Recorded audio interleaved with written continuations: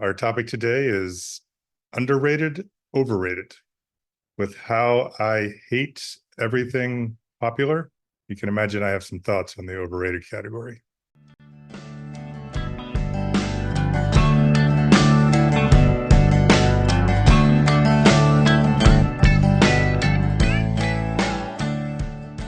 You're listening to Third Song In with Chris Derrickson and Tom Polacek. So, for our final episode of season 4, we've decided to talk about pop culture that we think is either overrated or underrated. As Chris noted, I think we both feel that there are quite a few overrated bands out there and overrated albums, probably the same with things like TV and movies. I also think, though, that for me, and I'm going to guess for you, what we think is underrated probably means nothing to anybody because the things we like, nobody else listens to anyway. So almost my entire music library is probably underrated from my perspective. Yeah, and I tried to take that into consideration because I almost picked a song for the playlist. And when I found it last night on YouTube Music, the group had 0 followers. Like, and I followed them to be 1. Oh my God, that's awesome. That sounds like And our the song, podcast. yeah, and the song is awesome. Like I love the guy's voice. I think he's very creative, but it's hard for me to argue that he's underrated per se. So I tried to include other elements, like I did. This isn't the case here, but like brand new artists can't really be underrated per se because they're still trying to establish themselves. So I tried to look a little bit more of bands that I felt should be maybe a little more influential, Yeah. or recognized as more influential versus just not appreciated. So I think I did try to distinguish between underrated and underappreciated. And underappreciated fills my library of Yeah. music. Yeah. And there's certainly some underrated. And so I have some of those for the list to talk about today. Yeah. Because the problem is that in order for something to be underrated, it has to be rated. And if That's you fair. have if you have 0 followers on YouTube Music, then it's hard to say you're being underrated. Yes, And in I fact, agree. maybe having one listener, maybe now he's overrated. But I kind of doubt that. I'm going to kick this off by listing a few bands that are world renowned, have made literally billions of dollars touring the world and issuing albums over the last 30, 40 years that I believe are grossly, grossly overrated. And at the top of my list is The Doors. I think Jim Morrison was just a he was just ridiculous. I think his lyrics were stupid. I think he was high all the time and drunk. And I hate the sound of the Doors music. I hate the lyrics. I can't believe that that's a band that had a movie made about them. I think they're awful. I don't disagree with anything you said, other than the fact that I've just chosen to ignore them. So Yeah. I don't listen to him when they come on. If they ever get into one of my streams, which they don't, I just skip it. I'm Yeah. with you. And so I know a little bit about the Doors because you can't avoid them. But I never saw the movie. Don't listen to their music. So totally agree with you. Yeah. Another band like that for me, which I think I have to concede, is influential in ways that I don't think the Doors was, are the Talking Heads. I think that's an overrated band. I think I feel like they are very self-important, and part of it was when they came to be famous, and it was kind of the beginning of the video age. And what's the lead singer's name? I'm drawing a blank. David Byrne. David Byrne. I think he thinks a lot of himself and a lot of that band. On the other hand, I do think they influence bands after them, but I think that their influence is overrated, and I felt like I've never enjoyed their music. And I think that's when listeners of the podcast may be a little more upset with me as compared to the Doors. I don't know that anybody really loves the Doors these days anyway. I do know a lot of people love Talking Heads, and I just think, again, I just think they're very self-important and and not nearly as insightful and I don't know. I keep coming back to the word important, but just not what they think they are as a band. They always just seem very smug, and it irritated me. So that's another band I don't ever listen to. And that one surprises me because I thought you listened to them more, and I hated you for liking them. But I guess I don't hate you as much anymore See, not because quite as much. That's awesome. Brought it down just a notch. I like that. just a little bit. But I also have not listened to them, and you hear this over and over again because I just ignore stuff that I don't like or find it to Mhm. be overrated, which means that I don't know enough about it. So when I spout off about it, I don't know what I'm talking about, but I don't care. But I think they also seem to appreciate, or not appreciate, this is the word I'm looking for. They were weird for the sake of being weird sometimes, Yes. and I get annoyed by that. I don't mind weird, like the B-52s. I think that was their name. What was their song Rock Lobster? I don't know if that was Rock it. Lobster was Whatever. one of them. They're Okay. actually on my long list of overrated bands, by the Yeah, way. yeah, yeah. I feel the same way. And you're right. I feel like they were just trying to be, Right. you know, But they were almost like so over the top weird that I could appreciate it. Whereas the B-52s, not the B-52, sorry, the Talking Heads just rubbed me the wrong way for every reason that you said. yeah. Self-importance and weird for the sake of weird. I did see, or I should say, I read a book, and the title will come to me later, at the very least, in the season 5 post facto. But there's a really good book about the Athens, Georgia music scene, Hmm. and that is where B-52s came from. And I have to say, after reading the book and reading about that whole scene and how integral they were to that scene, which generated a lot of bands and a lot of music I do really like. I didn't put them on my automatic list of overrated bands for that reason and that reason only. I still don't like their music, and I still do feel like they're just a little too much and consciously kind of intentionally too much. But that whole Athens, Georgia scene was very artsy and very not only musically speaking, but visual art. In fact, most of the people in most of those bands that came out of Athens during, I guess, what is it, the 80s, early 80s, mid 80s, many of them were visual artists as well as musicians, and that changed my opinion a little bit because I think their approach to music sprung from that kind of avant-garde art approach to things, and like I said, that's why they're not on the outline as one of my bands, even though they. I don't consider them overrated. I just don't like them. So which is better in my opinion. It's great if you make art. I may not like it, but if you're doing original stuff, uh, without I don't know, without trying to impress people, then I'm better with it, even if I don't want to listen to it. Agreed. Keep going down that list because I like some of the other ones on here. But when I say like, I don't like. So those, one of the other bands for me, and I feel like I'm kind of on the bandwagon there because there was a backlash against this band, but I've never liked Oasis. And at this point, I don't think I'm alone. And now there's a lot of talk about a reunion, an Oasis reunion, and there's, I guess, a betting line on how long, if they reunite, how long they'll actually stay together, because I guess those brothers hate each other. I never liked Oasis. They aren't exactly a ripoff of the Beatles, but I just never felt anything they did was particularly original. And obviously, they ruled the world for a long time and made billions of dollars touring, and everybody around the world seemed to love them. I never got into them and just felt like they weren't as good as everybody kept saying they were. I also ignore them. I feel like you just Yeah. ignored what I said. The only other band I'll name as overrated, because I don't enjoy discussing the overrated stuff as much as I think the underrated. I'd rather tout somebody I don't think people know about. But I also, and this is lesser for me, but I feel like the Red Hot Chili Peppers is an overrated band. Yeah, I totally agree.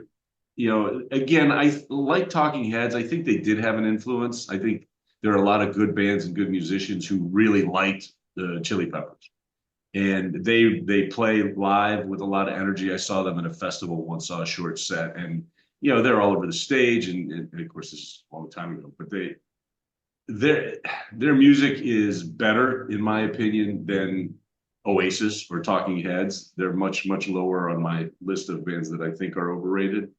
But I was just always surprised that they were as big as they were. You know? It's a band that I tried to like. Like I bought one of Yeah. their albums, and I put that. I didn't put a lot of for overrated because I thought you hit some of the main ones, the Doors, Talking Heads. The two that I put, I figured were going to piss people off. So thank you for saying one of them.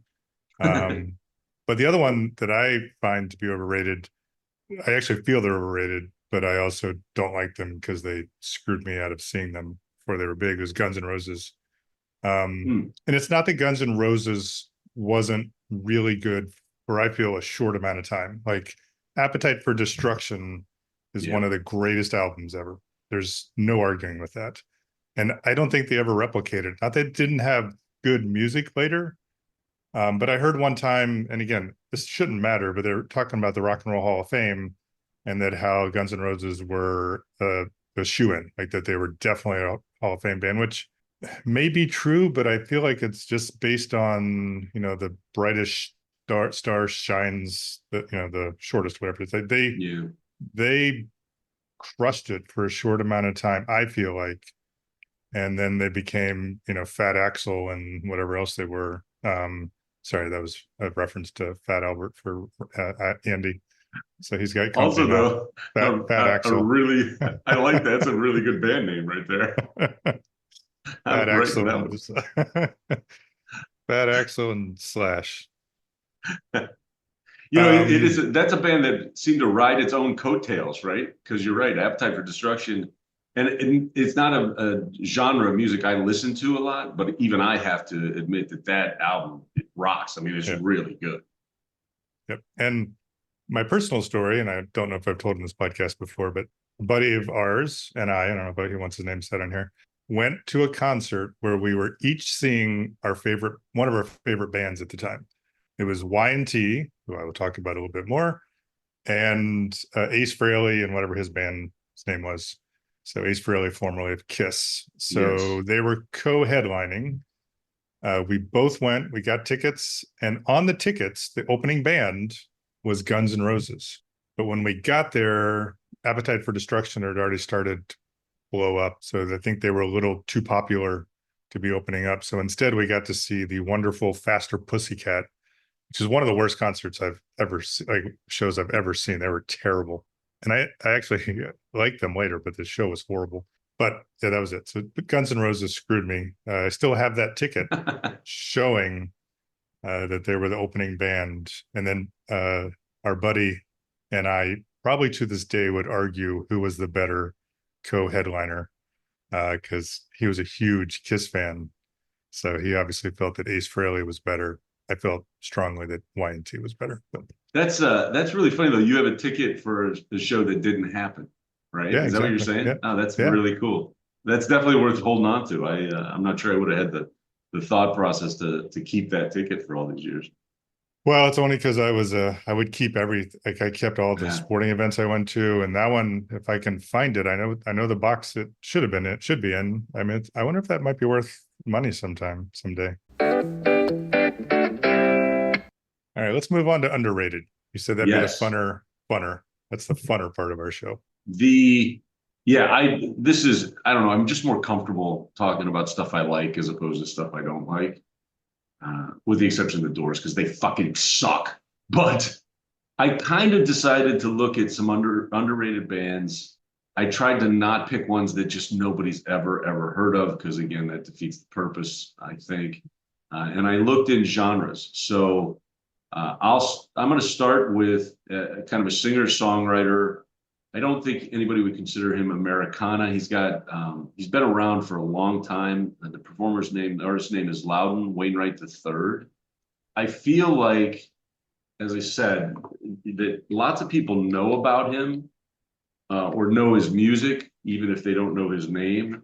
And I don't think that he's ever gotten the acclaim that he deserves. I think he makes a good living touring. I think he sells out very small venues on a regular basis. and he continues to put out albums. I don't know that he's ever had like a big, huge hit or anything like that. But you know, if you look, I'm looking at the iTunes lineup.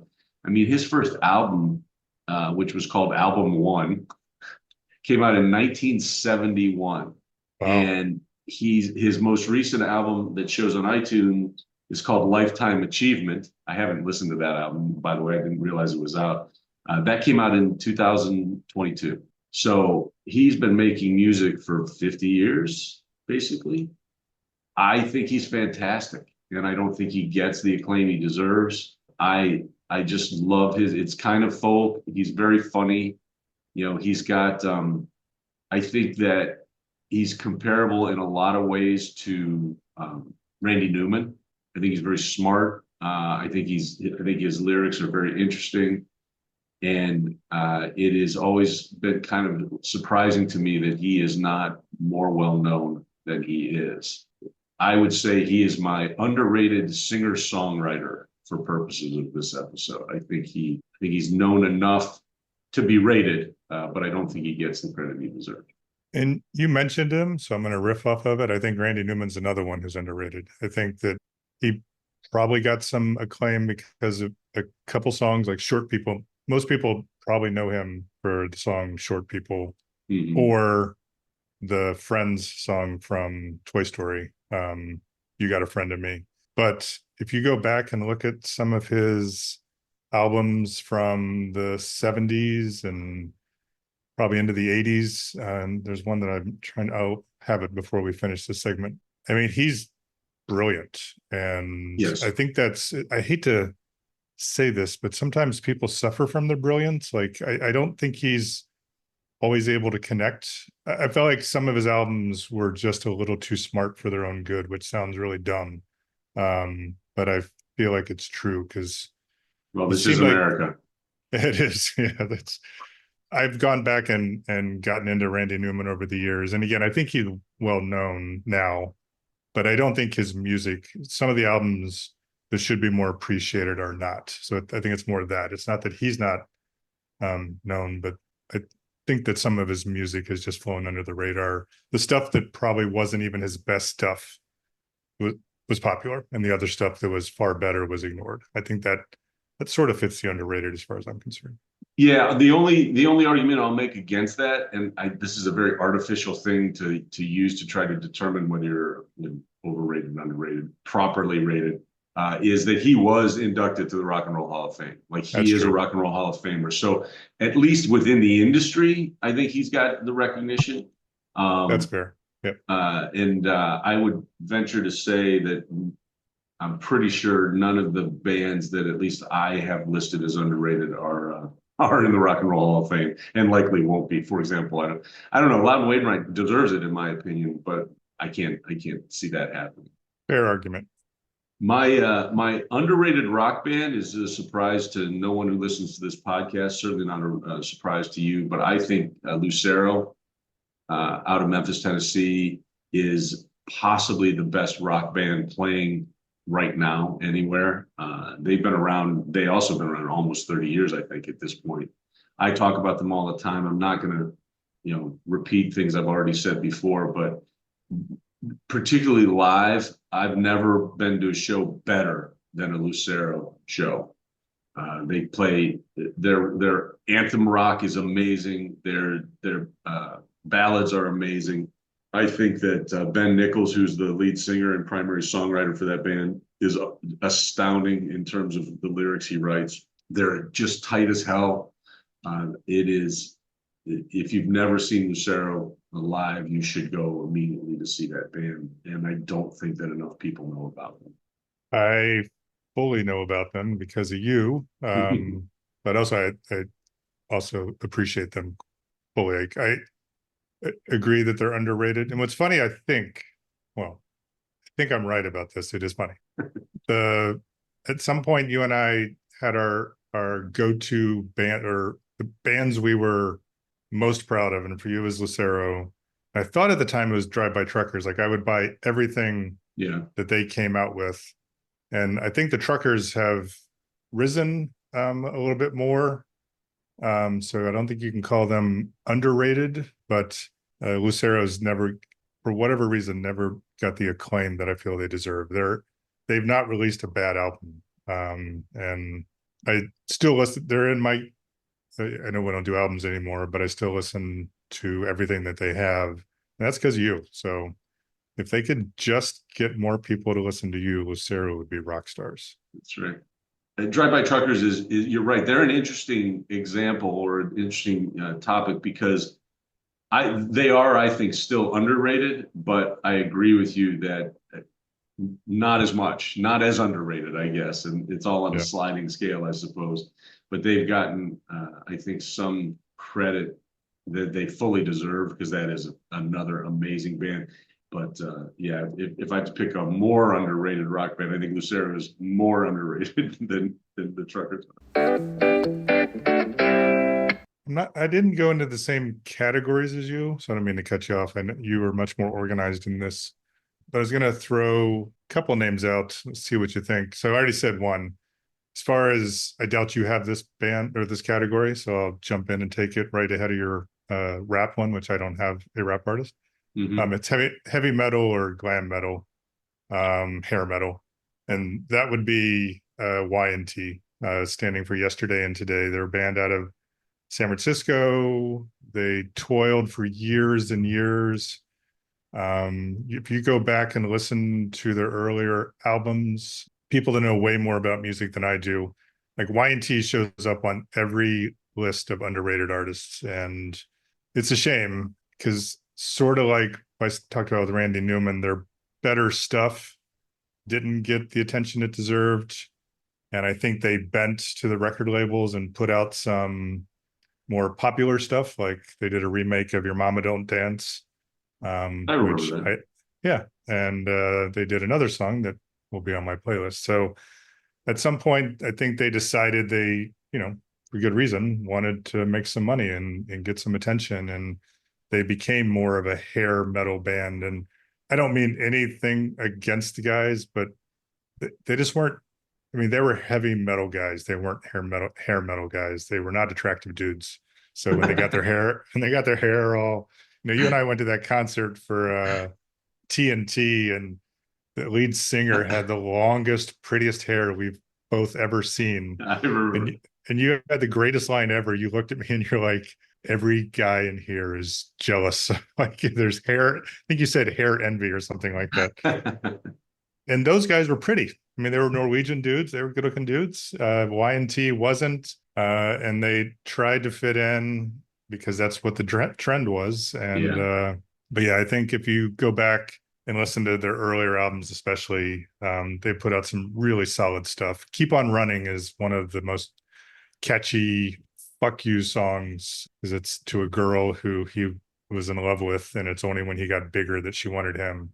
And he's like, "If you want me, you better keep on running because I'm moving ahead." So go ahead, go on to your rap artist because I Yeah, totally agree although I with this will one. So say, I only listened to Y&T when I was hanging out with you, and I should go back and listen because it's kind of like Guns N' Roses. I didn't really listen to Guns N' Roses back when they were popular, and when I went back and listened to Appetite for Destruction, I was like, oh yeah, these guys actually they're pretty good, and I'm sure Y&T is the same way, but the only time I ever listened to them is when we were playing war, pre-partying before we went out on the road back when we were juniors in college. So I remember "Your Mama Don't Dance" in particular. I remember yeah, liking that song, but also thinking I only liked it because that's a remake and that I didn't necessarily get into them. So I should give them another chance.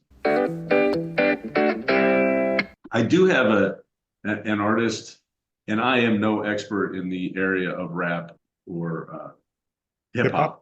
Yes.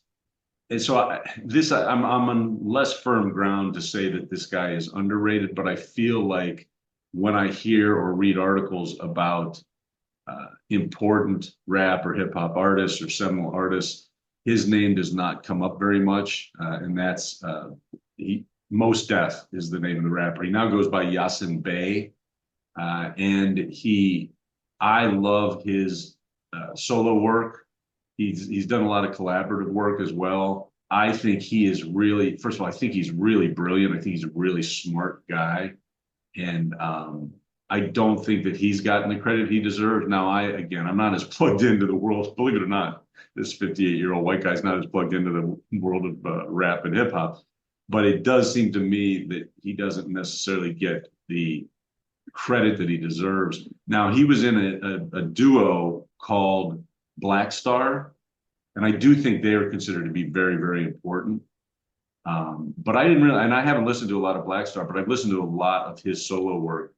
And he's a guy who I think deserves maybe more accolades as an individual performer than he gets. So he would be my choice for me, a very underrated rap artist.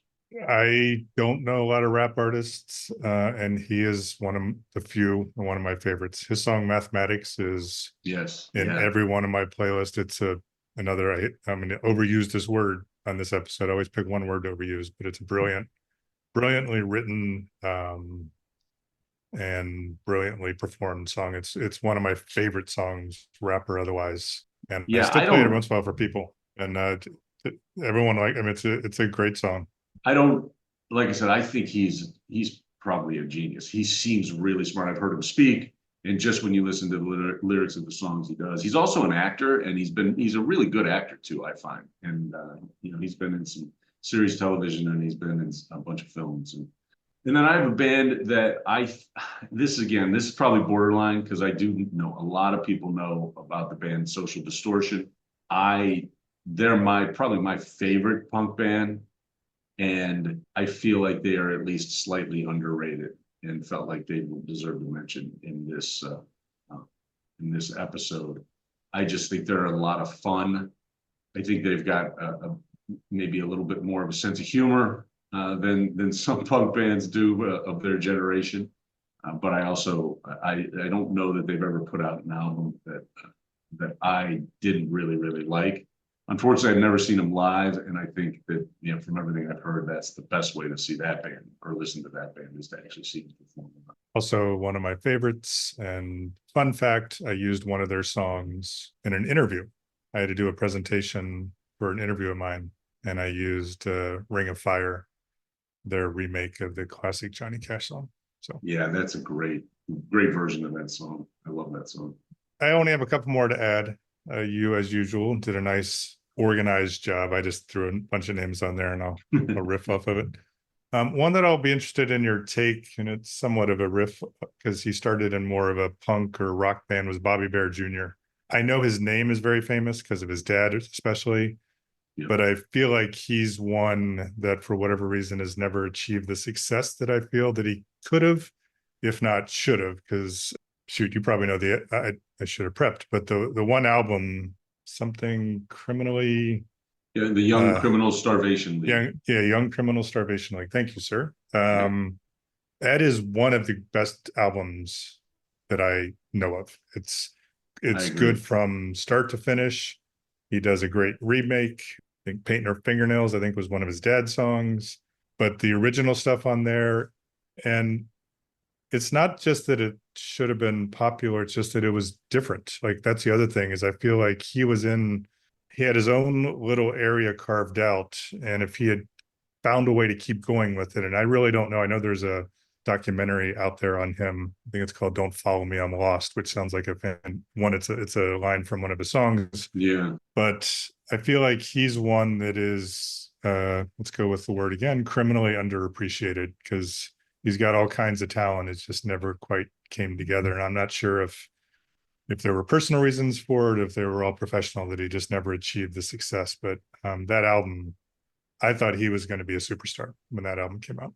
yeah. It does seem like some of that may be on him because he did just kind of stop. I think there was another album after, or maybe two after Young Criminals Starvation League, but then he disappeared.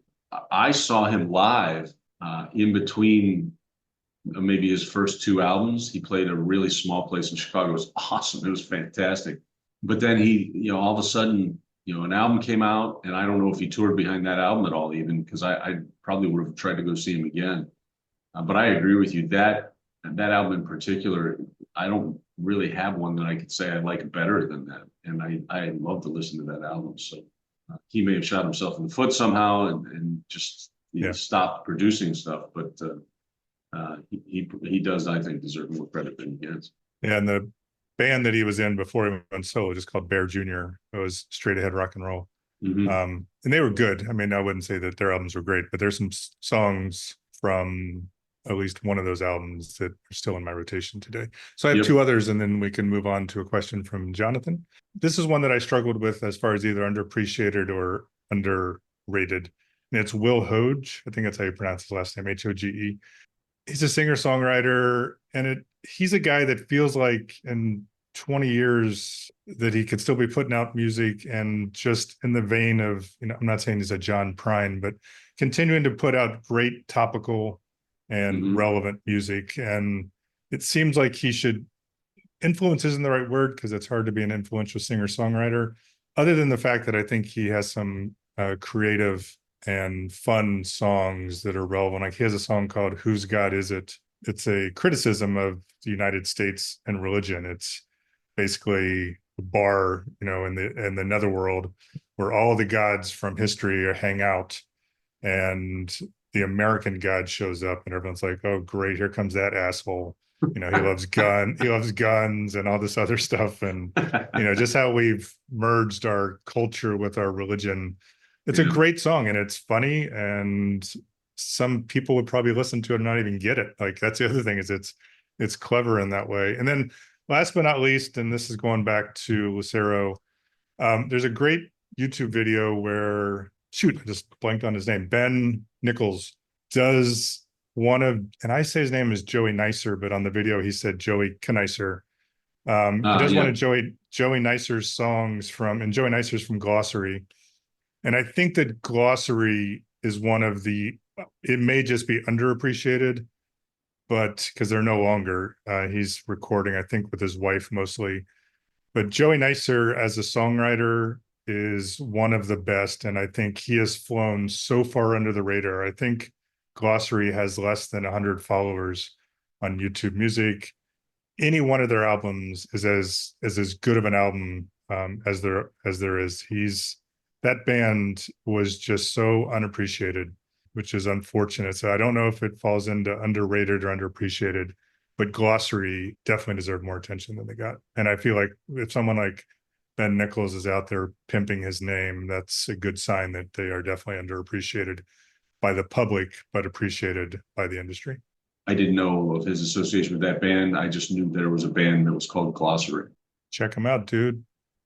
Done. Alrighty. That's going to take us to a unexpected question from Jonathan. He forgot to tell us where he's from. What? Hold on. Jonathan, a man without a country. Well, what does this homeless Jonathan have to say? Jonathan from Nowhereville is asking both of us, did you ever think you would make it through 4 full seasons of this podcast? I'll field this question. I'll take it first. No. And I'll field it second and say I think there are people out there actively hoping that we didn't go through 4 full seasons. It's still hope. We're still pulling that maybe we won't make it through this episode. It is an interesting question. You and I talked a little bit a while ago. We were trying to figure out our plans for the future, and I think I was just kind of trying to be blissfully ignorant of any aspirations or goals. And I've been having so much fun doing this that I hope we continue to do it. I think we both have decided we want to, we're going to do a season 5, and I think we're just going to play it season by season at this point. I've said it before, but I'll say it on the record since this is a big finale episode for us, season finale, that I want to thank you because you're the one who pushed me to do this. And it has been by far the most interesting and fun thing I've done in the last year. And we're coming up actually on a year of doing episodes of this podcast. And I can't say that I thought we would do more than a handful. But now I hope we continue to do so. And I hope, that somebody wants to listen to it.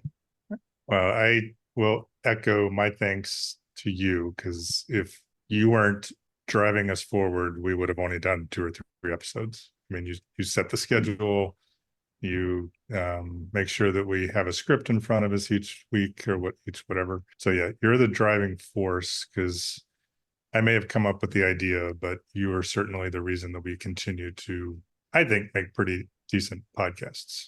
Our listeners may disagree, but But I would say I feel we're underappreciated.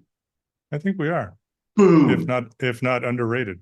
That's actually what I meant to say. Boom. Boom. Boom. So Uh, you can't, I don't try to take your, give us all your stars. Don't try to take my boom. yeah, I did not boom very well. Would you like to make a recommendation from then? Would you like to tell us I, something we should consume, some pop culture we should take a look at or listen to back from the good old days in the 80s and 90s? I would. I think this is going to be unpopular. And it's an interesting one because I'm choosing something that I feel is overrated, but I still think it's worth recommending. And the other thing is, there's no way that people don't know about it, if not the spoofy versions of it. But I'm recommending Brian De Palma's Scarface from 1983. Is that what I put? Yep. I've always thought it was the most over the top, like just almost like a spoof of itself. And it has become that, Yeah. with say hello to my little friend. But you'll go out and read it, and it shows up on many overrated lists. He's not criticized for a lot, but what the hell's his name? Why am I blanking on the main actor's name? Al Pacino. Al Pacino. Thank you. Al Pacino is criticized for his horrible accent in this. They're like, if anybody else had done it, they would have been like, I mean, just fired. Like they're just Mm-hmm. horrible. And again, it's memorable, so it's hard to criticize him. But the movie itself was just way too much. I mean, it's worth a watch if all you've ever heard is people making fun of, you know, Tony, whatever. Tony What's his name? Montana. Tony Montana. The movie itself is worth watching at least once, and then from there you can make fun of the accent and say all the lines over and over again. But I think it's I mean, I'm still going to give it 4 out of 5 egg burritos with sour cream, just because of the popularity and the influence and everything else. But I think it's easily one of the most overrated movies of its time. I think you Send are any complaints to Tom. I think you're right about that. I think it is probably overrated, but I haven't watched it in 20 years. Yeah. And I actually now I want to watch it. I want to see just how much, because Scarface is when Pacino, just when he started to become a caricature of himself. He Yeah. still did some good work. I think he won an Oscar after Scarface for Son of a Woman, I think. Yep. And that was an overacting He didn't see me holding masterpiece. he didn't see me holding the cane. That was Scent of a Woman. Oh, I was is I that was I that was the doing the international cane. symbol? I got you. Yeah. I got you. And he did. Heat came after Scarface, and he was really good. And he is one of the only, I think, at least relatively subtle performances he did after that. But Scarface was just over the top, and he just kind of held on to that approach to acting. But on the other hand, it's been so long since I've seen it that I do feel like maybe I'll go back and watch that and see. My guess is it's very much a film of its time. I didn't realize that De Palma directed it, and which is it is an interesting coincidence only because my recommendation is also a Brian De Palma film, and it's Well, that only was from no a coincidence. well, I wondered that. I do know that I put mine down on the outline first, but I like De Palma as a director. Didn't realize that he had done Scarface for some reason. I've always liked him primarily for the movie that I want to recommend, which is Blowout, which came out in 1981. A much smaller film, much more kind of intense, very much a thriller, and not a movie with over the top acting at all, as far as I'm concerned. If you've not seen Blowout, it was, as I said, directed by De Palma. It starred John Travolta when he was still in kind of right at the end of when he was like a famous guy and a kind of a above the line type of actor where people were, they wanted him as their lead. It was soon after that, I think, that he kind of dropped off the face of the earth for a while before Pulp Fiction brought him back. But it also has John Lithgow. Dennis Franz is in that movie. It's about a sound engineer who basically witnesses a murder, but you can't tell it's a murder, and he uses his skills as a sound engineer to piece together what happened when this murder occurred. It was not well received when it was released. Not a lot of people went to the theater to see it, although it did get decent reviews. And then it became a cult favorite. And as I was looking it up, thinking about it for this episode, I saw that Time Magazine actually picked it in its list of 100 best movies. Rolling Stone rated it number 20 in its list of best films of the 80s. So maybe it's tougher to say that it's underrated, but I don't feel like people know about that movie. Certainly people younger than us don't know about it as well. But even our generation, I never hear anybody talking about Blowout the way they talk about The Godfather or the way they talk about Chinatown or Raging Bull. And I think it deserves to be mentioned in the same breath as at least some of those movies. I mean, Godfather and Chinatown are classics and deservedly so would be rated higher than Blowout. But I think Blowout's a much better movie. It's really tense.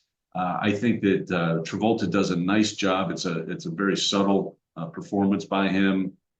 I think it's a movie you should go out and see if you haven't seen it.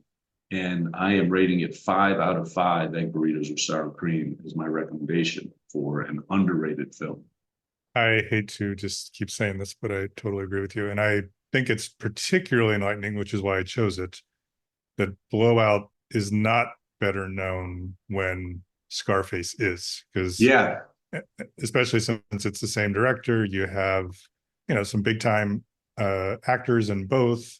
And Blowout, I've seen it a couple times. I've not seen it in decades, but it is really, really well done. It's a great, it's definitely deserving of 5 out of 5. So yeah, it's an interesting comparison of those two films because Scarface was a big success in the box office, and it, most people would probably be the opposite of me. They would know that De Palma directed Scarface, but not know about Blowout. right. And maybe for that reason in itself, it's underrated. Our next segment is post facto. It's a mistake. It's a mistake. Post facto is our opportunity to correct mistakes from previous episodes or fill in the blanks for things we couldn't remember. Because as you clearly can see from this episode, there are many things we don't remember as we're trying to talk about stuff.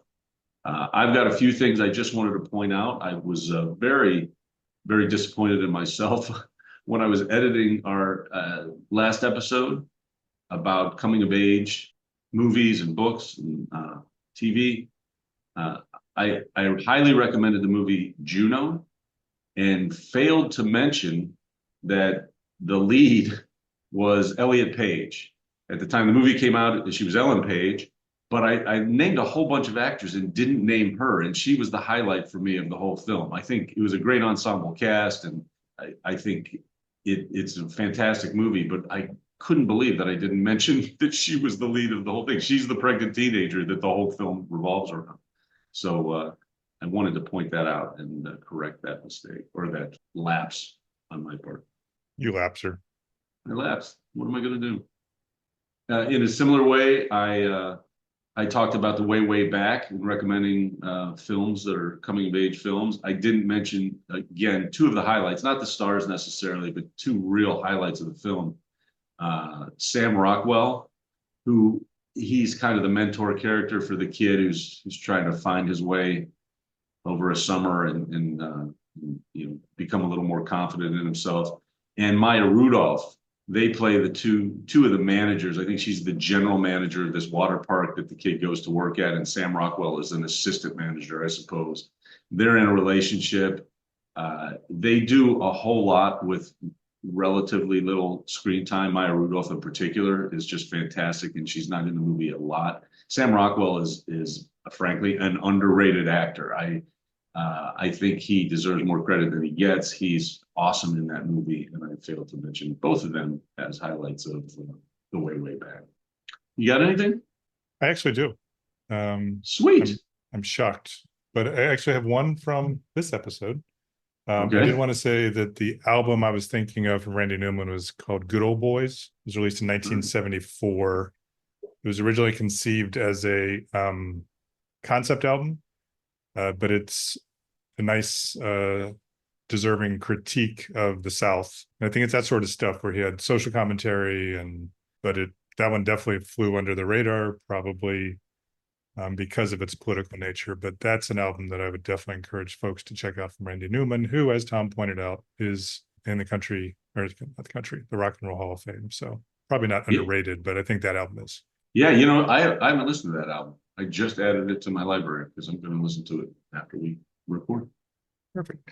And then no one probably even paid attention to this, but I did mess up in our last recorded. So I chose an album by the Sidewinders and told the story about their challenge with their name being sued over the name of their band. And I mentioned that one of the songs from the album that I recommended was an instrumental. It is not. So I went and listened to it right after the episode, and for some reason it's got the rolling drums, and it just starts out real quick, and that's the part that I focused on. It definitely has lyrics, so it's not an instrumental. Still a good song, and that song is 7 and 7 is. That's the title of the song. I would encourage it even further to check out the lyrics that are in that instrumental song. Don't just listen to the instruments. So that's what I got. Cool. My final post facto is I have to eat my own words. I can't remember if it was last episode or maybe the episode before, but you made a staff pick. You told people that you were planning to watch the TV show Teacup.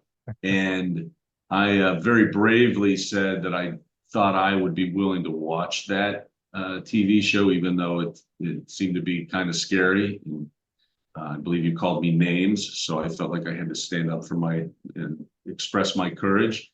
And then on the website, you posted a trailer for Teacup as part of I think our episode spotlight on thirdsonginpodcast.com. And I clicked on that and watched the trailer, and there's no fucking way I'm watching that TV show. It looks like it's scary as hell. So tell me how it is, because I'm never watching it. Yeah, that trailer is scary. I don't disagree. And shit. even on the website, I think I put something about this is something Tom will never watch. Right. And I thought I'd be able to stand up and do that, but no, I shouldn't. All right, now it's time for staff picks. Randall, just around the corner from you. For my staff pick this episode, I am choosing a TV show that is currently airing on Apple TV Plus. So it is a streaming service. It's a subscription streaming service, of course. Just recently, within the last couple of weeks, season 4 of the show Slow Horses dropped on Apple TV Plus. It is fantastic. The whole show is great. Season 4, it's not one of those shows that drops all at once, so I have to wait a week to watch each episode. I think the 3rd episode just came out this week. It is based upon a series of thriller novels written by a British author named Mick Herron. They involve the Slough House or Slough House, Slough house is what the novels refer to. And it is about it's a section of the British Secret Service where they send all the losers, all the people who have fucked something up. The house is run by Gary Oldman, who is the biggest slob, like just gross, slovenly asshole you've ever seen in your life. But he's also clearly a former brilliant secret agent and spy.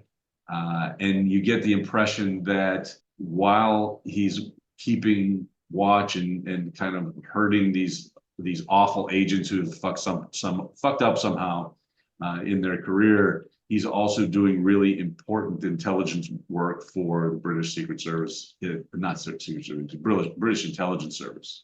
I think MI5 is what they're called. Anyway, he is amazing in this role. Kristen Scott Thomas plays what they call the second desk, which is kind of the second in command of all of British intelligence. And she's very calculating, and she's a good guy, but she's also she's very self-serving. She's very ambitious, and she's always looking to cover her own ass. So she and Oldman seem to be at odds with each other, but they also are interested in protecting Great Britain. And so they end up working together. And there's a whole bunch of great young British actors. It's a really good ensemble. And it's just a lot of fun to watch because you root for these people so much, even though they just get in their own way constantly and they all have their own problems and issues. But they get involved in these huge threats to Europe and to Great Britain. And, in the first 3 seasons, anyway, they keep managing to save the day in spite of themselves. And season 4 is just as good as the previous ones.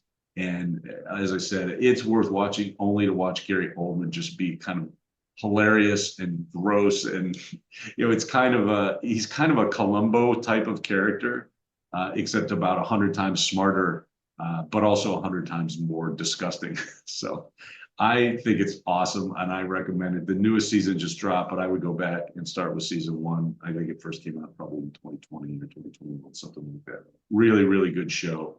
It makes me want to read the books. I'm going to eventually pick up the. Very nice. And I'm stuck with recommending music. Thanks. It's all right. We like music. We do like music. All right. So I was sort of torn this week with it being the season finale, which I already talked about. I was hoping to have something stand out, and I think I do. I just had 2 choices. So the 2 choices I had, one of my favorite bands from Cincinnati, Ohio, Wussy, is releasing a new album called Cincinnati, Ohio. What I would do if I were you is read my blog about it, because I'm not going to rehash everything, because it was a lot of effort to write that. So you guys, it was good.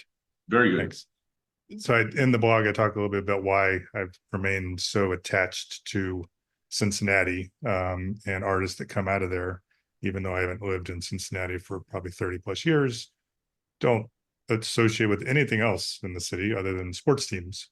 So why sports and music? So that's what it's about. But hopefully will be a good album. As I say in the blog, there's been the last couple by Wussy. Probably should be ashamed to say this, but I've not getting into it. Doesn't mean that I don't appreciate their music. It just hasn't struck the same chord. So instead of Wussy, since that's already covered in the blog, I'm going with a band, and I talked about this sort of in a previous episode, that idea of you sense that a band is just about to blossom, to make it bigger. And I think that that's going to happen with a band called Them Dirty Roses. They're Southern rock. They're sort of raunchy with their accents and some of the tones. It's got a gritty feel to their music. One of my favorite songs that's on all my playlists is called Cocaine and Whiskey. And it's a breakup song, and he is basically telling his ex to give him back all his stuff, including his cocaine and whiskey. I'm not sure why he gave that stuff up, but he did. But they have a new album coming out, and actually it sounds like it's going to be an EP, and it's not going to be fully released until 2025. But the beauty of streaming services is they've already released 4 singles from what will be called Lost in the Valley of Hate and Love, Volume 2. So they already have an EP out of Volume 1 that was released last year. The latest single that's been released is called All Good in the Neighborhood, which is not a original title at all. But the song is great. I would definitely encourage you, Tom, add it to your list. Check it out. Yep. It's about a guy that falls in love with someone. It reminds me of other story songs. I think Steve Earle has one. John Hyatt has one where a guy hooks up with a girl and ends up making a really bad choice because she brought a gun along and they went on a robbing and killing spree. And I think he's going to prison. So, and the whole song is him hearing his dad saying, "If only you'd made better choices, you dumbass." So it's one of those songs. So And then it's the obviously comparison is it's all good in the neighborhood, which is not the outcome of the song at all. But a Southern rock band that I think is right on the edge of being bigger. I've sort of liked most of their stuff. I like a song or two. I think this next album or EP might be the one that takes them to the next level. They've been around for 12 years and slowly putting out EPs mostly. In fact, Lost in the Valley of Hate and Love Volume 1 is listed as a full album, but the next one's going to be an EP and the previous two are EPs. So This is a third song in record. That's the third artist now that while you've been talking about it, I've gone into iTunes and clicked on the album because I don't know them at all, and that sounds really good to me. So the new EP will be downloading when it comes available, and I actually went back and looked at an earlier release. Actually, it's the EP, the Lost in the Valley of Hate and Love Volume 1. I've already just downloaded it, so I'm going to listen to that when we're done, along with the other stuff that you recommend. It's a good finale. I think so. I like it. Let's move on to our playlist picks for the season finale. You got it. You want me to go? Sure. All right. I thought you might appreciate this one. So I chose a song that has a story to it. Not the song. The song itself was kind of rubbish, but it's fine. It's drivel. I chose "Summertime Girls" by Y&T. I already talked about them being underrated. This is one of those songs that they released that definitely got them attention. It's just a good old rock and roll song talking about girls on the beach. The reason I chose it, and Tom probably remembers this, but when we were in college, there was an air guitar contest, and me and a couple guys from the fraternity entered that. And the song we did was Your Mama Don't Dance. And what we did is we played the original song, and then it's interesting, the old zip across, where you stop the song, and then we kicked into Y&T's version, and it went really well. And I think for the finals, because we made it to the next round, I think we did "Summertime Girls" and it didn't go nearly as well. But it's a catchy song, and we just didn't have the same gimmick because it was not a remake. Y&T's attempt to get a little more popular, one of my favorite bands of all time. So it seems like a fitting choice for an underrated, overrated episode to put it on our playlist. Yep. And this playlist, by the way, will be updated by the time you listen to this episode. If you go to wherever you stream your music, such as Spotify, Amazon Music, YouTube Music, or Apple Music, look for third song in season 4, and you will hear Chris's song, his recommendation, "Summertime Girls," as well as mine, which will be the final 2 songs for this season's companion music playlist. My pick for this playlist, the final song to go on the list for the season, is by Joe Cocker. Joe Cocker is my choice for underrated classic rock performer. The song is "Don't Let the Sun Go Down on Me" from an album which came out in 1992. The album was called Night Calls. He's definitely famous enough to be rated, but I feel that he is an underrated singer. Listeners of the podcast know that probably my most favorite, at least classic rock singer, is Janis Joplin. And I feel that Joe Cocker has a voice to rival Janis Joplin in its originality, in the strength of his voice, in the raw way that he delivers lyrics. Most of his best known songs were actually written by others. He did a lot of covers in that sense, but nobody could deliver lyrics like him, in my mind, except maybe Janis. This one is a cover of an Elton John song. Most people probably are more familiar with the Elton John version, but I think Joe Cocker's version is better. He came out with a live double album called Mad Dogs and Englishmen, which was really good and I think was very well regarded. And a song from that live album made it to number 5 on the US charts.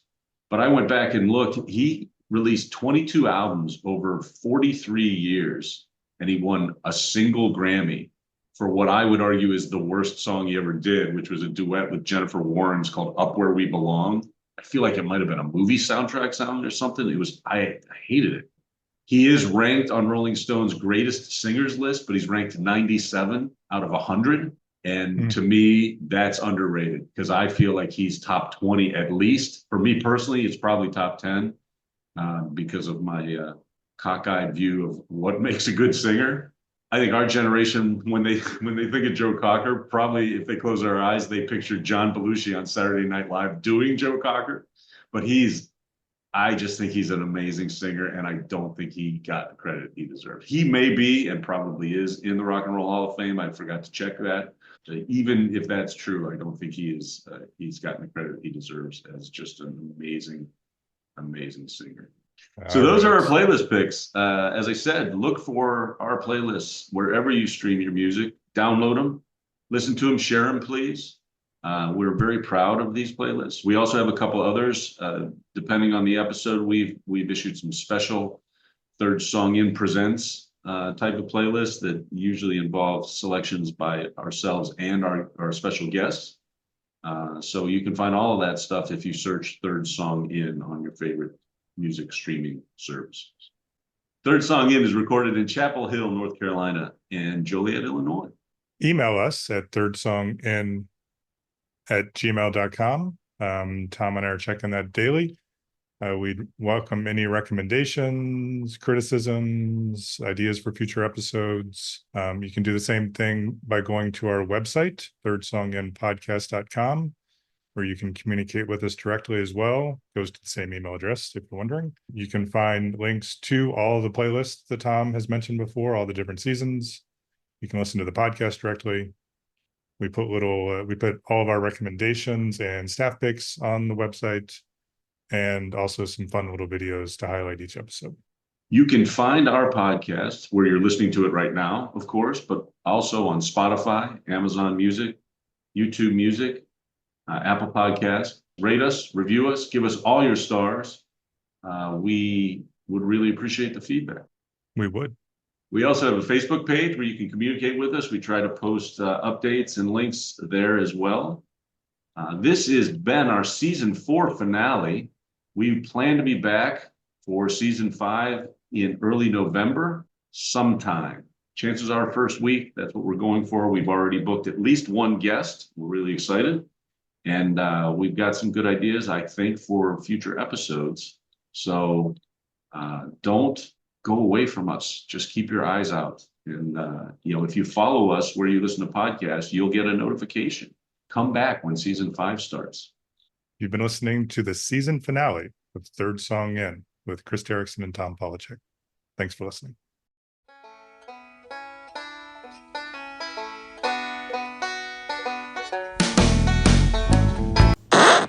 You missed a chance at creating a new word. You said cockeyed. You should have said cocker-eyed. You know what? I'm going to stand by my choice. Come on, it's Joe Cocker, cocker-eyed. Let's go. Oh, I get it now. Yeah. No, I'm still good. Thanks. For the listener, Chris just flipped me off before he said a word. Not a word to me, just a finger. And I don't know what else to say. I shouldn't have said and is what I'll say. You are a good-looking guy. You are. You too, cowboy. Third Song In is recorded. Oh, you son of a bitch!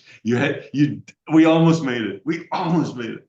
Fuck, I thought I did. I thought I did play. I didn't. You thought you did what? Shut up.